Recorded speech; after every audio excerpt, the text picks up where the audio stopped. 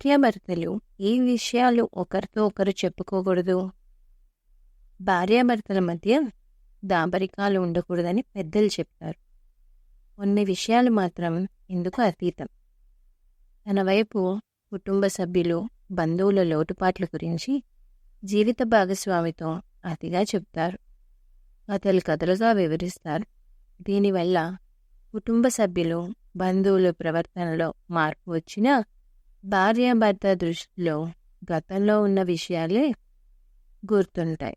కాబట్టి తల్లిదండ్రులు, సోదరులు లోపాలు ఇలాంటివి చెప్పకపోతేనే మంచిది.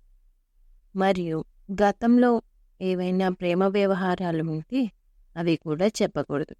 ఒకవేళ చెబితే ఆ సమయంలో అంతా బాగున్నా కొద్ది రోజుల తర్వాత ఏదో ఒక సందర్భంలో ఏ చిన్న తేడా వచ్చినా ముందుగా దెప్పిపొడిచేది ఈ విషయాల్ని అడ్డుపెట్టుకునే. కాబట్టి భార్యని కానీ భర్తని కానీ ప్రేమించండి. మీ గతంలో జరిగిన ప్రేమ వ్యవహారాల గురించి, మీ కుటుంబ సభ్యుల లోపాల గురించి మాత్రం చెప్పకండి.